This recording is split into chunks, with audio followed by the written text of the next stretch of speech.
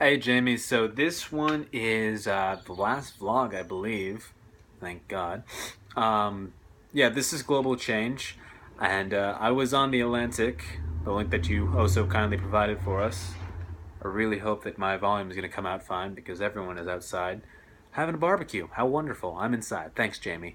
Anyway, the article that I chose from the Atlantic is called The Divorce Gap, and this is basically shedding a light on what really happens for divorcees, primarily because in a lot of situations, people believe, or like people tend to believe because of stereotypes and whatever, that the women are the ones who reap all the benefits of divorce, and they get to, like like if they have children, like the men are the ones paying child support and have to support the family basically, and the mom basically just gets to provide for their child via the husband's money, as well as a little extra spending money to buy a new car, buy a new house, buy whatever they fucking want. um, but no, that's not exactly the case, because actually, this study that they did is actually very eye-opening for people who want to learn about this stuff. I didn't want to specifically learn about it, but I found it interesting, honestly, because there's always the stereotype of like the women are the ones who always reap all the benefits of it, and like men get screwed over essentially. But that's not the case, because in this article, I wrote sticky notes down for notes and purposes and whatever. Um, the study in this, or the research actually shows that there is blah blah blah blah blah. Hold on, where is it? There it is. My notes are jumbled. I'm sorry. What's it? Yeah. After their marriages, women see a 20% decline in their income when their marriages end. And according to Stephen Jenkins, a professor at the London School of Economics, his research found that men, meanwhile, tend to see their incomes rise more than 30% post divorce. Meanwhile, the poverty rate for separated women is about 27%, which is almost, I think, is either doubled or tripled. I'm going to say tripled just because that's what I think it is for men. So even after divorce, like the poverty rate for women is 20%, 27%. That's just like what? It's kind of crazy for me. That's what I found. Um, and it even show like like sorry, women who leave the workforce for about like several years or so, just so they can take care of the kids, normally find that there is there's a stunted growth in their earnings with, if they even do return to work, or if they choose not to. The main reason is the women suffer the brunt of. Yeah. Can I try that one more time? The main reason women suffer the brunt of divorce's financial burdens, according to Jenkins, is that during marriage they are more likely to stop working in order to raise kids. The key differences are not between men and women, but between fathers and mothers, he told The Guardian.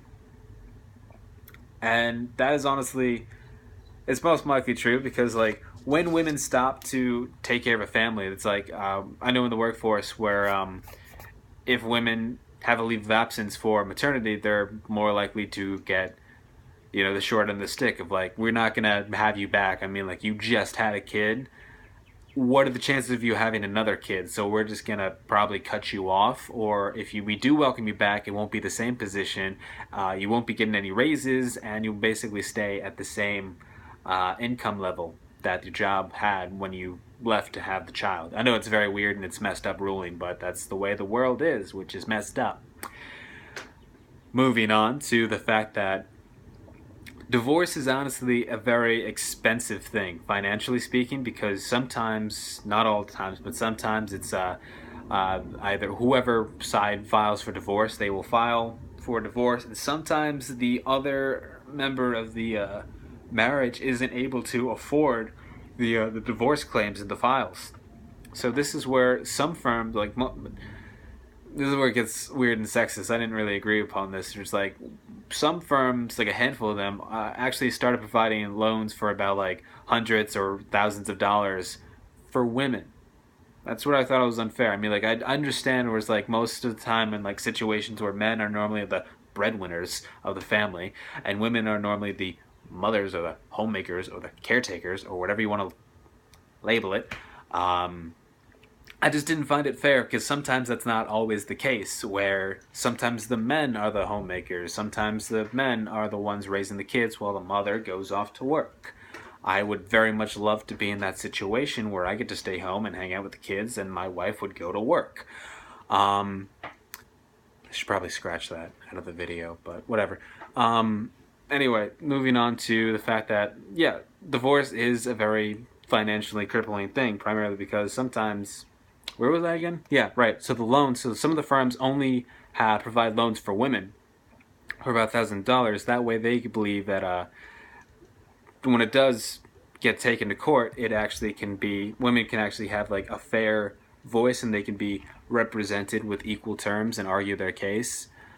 But one of the quotes in the article I found very interesting is that the only way to curtail the divorce industrial complex is to create an alternative pathway to divorce that keeps courts and judges out of the process.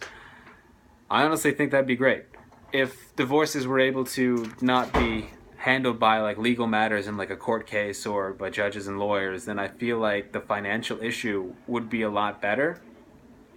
But also, it would be able to help keep the gap between divorce women and divorce men a little smaller. That way the gap isn't as huge as it is now. I can't even begin to show you because of how wide my camera angle goes. But again, that's just how I feel. So overall, learning through this article, I'm just going to wrap things up. Overall, learning through the article, I learned a lot of things about how it's not always like how in television or whatever paints it as like the women have the divorce and like the women are the one getting all the money and they can buy that new car, buy that new pair of shoes. No, like sometimes it's financially crippling and can even lead to a drastic life change such as poverty. So that's never a good thing. So what I'm going to take to heart is not get a divorce when I get married, and hopefully find someone who's Catholic, because once you're Catholic, there's no quitting the team. Divorce isn't allowed in their faith, so cool. Later, Jamie.